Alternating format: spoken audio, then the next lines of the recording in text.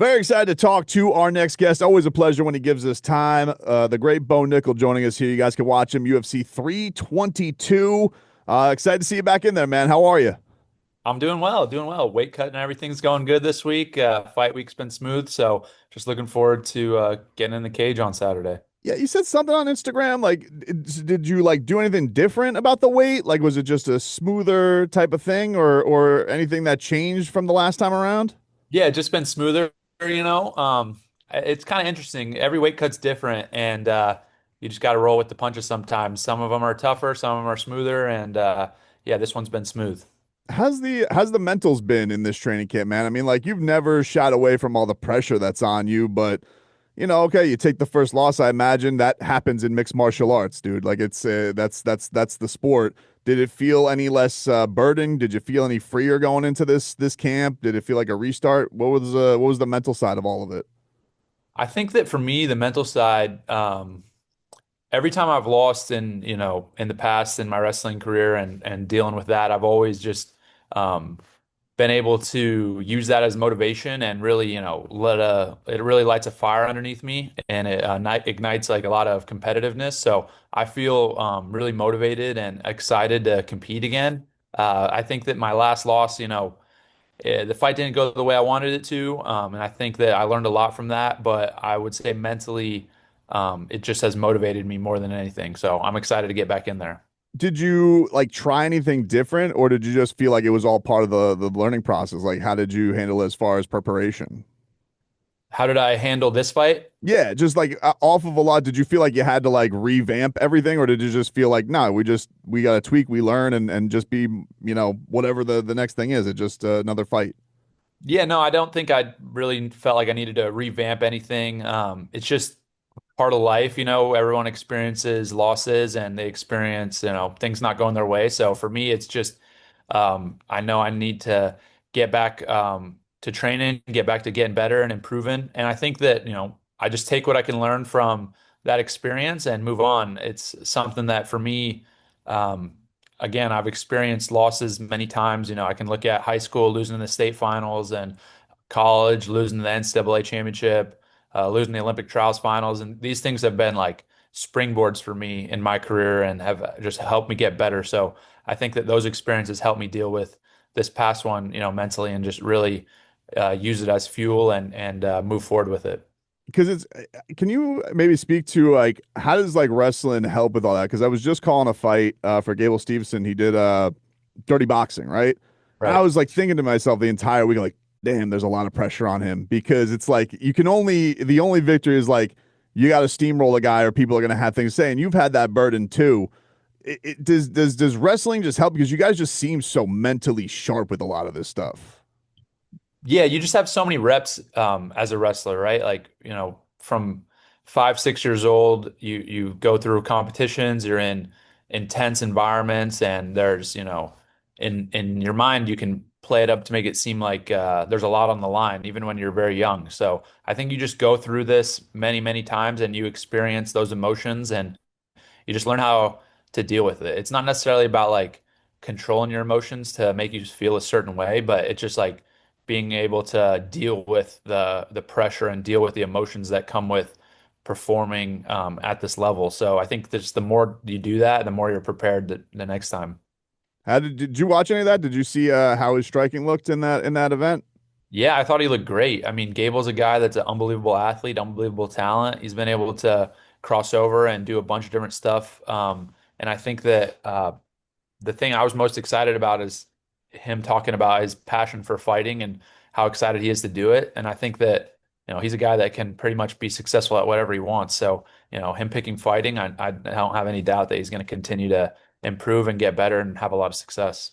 If he did ask you, I don't know, what the relationship is with you guys, but like if he did ask you, obviously he's a guy with a lot of big aspirations too.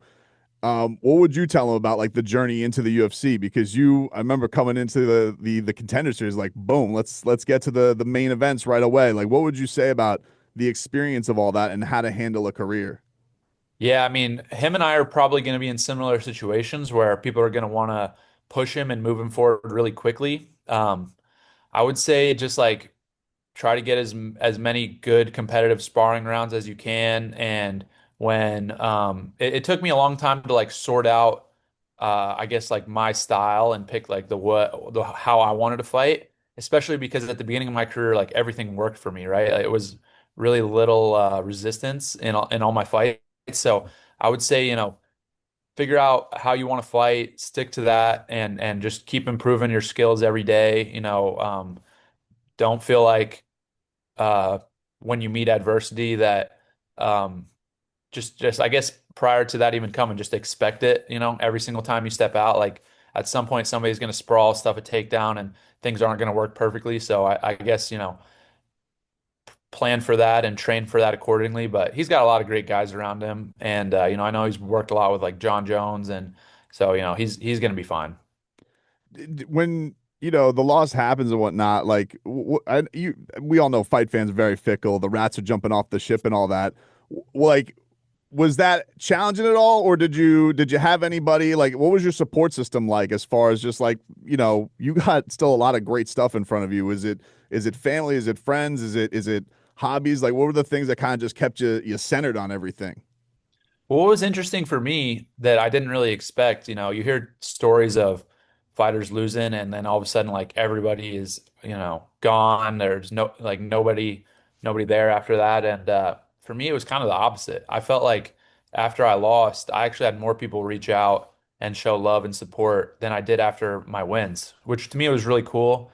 It says that I'm surrounded by a lot of great people and all the people that I'm around are very real and genuine. So, I appreciated that and I'm definitely a very family oriented guy, relationship oriented guy. So, the people that I'm really close with, they were all there for me just the same, and I know they love me and they want me to win, but that's not the reason that, they're here. They just like me for me and I feel the same for them. So we're all able to support each other in that way.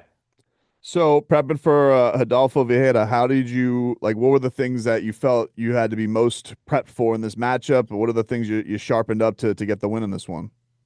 I think that after my last two fights, prepping for jiu-jitsu guys, and now a third jiu-jitsu based guy, I felt prepared in that department. But one of the things mentally that I guess, switched is really focusing more on myself versus my opponent. And, of course, the matchup is important, but really this fight camp, I've focused more on just getting better and improving my skills and not really worrying about what my opponent's going to do. So, plans go out there and just dictate the pace, the tempo, and control the fight as best I can. And really, I'm just focused on me.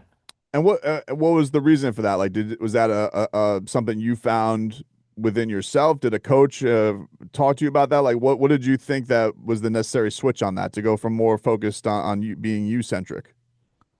I think that, that was something for me in wrestling that was always really important. It was not really, worrying about who I was going to wrestle, just going out there and competing the way that I know how. And so, with fighting, you have to, I felt like I needed to make adjustments because I have so long to prepare for one guy. So I felt like, oh, I needed to really like get ready for this specific guy. And I think that over my last two fights, I kind of learned that that's not necessarily the best strategy for me, especially because I'm so young and I'm just still improving everywhere. So I think that getting back to my roots, getting back to that focus, like similar to how I was in wrestling, where I'm just focused on myself and developing my skills and improving and getting better. I think that'll be what's best for me. And I felt like I made a lot of really big gains in camp, partially because of that. Well, I'm thrilled to watch it, man. It's always a pleasure watching you in action. UFC 322. Go check out Bo Nickal coming up this weekend from Madison Square Garden. Thanks for the time, man. Always appreciate you. Best of luck in your career, and always enjoy seeing you do your thing. Thank you. Have a good one.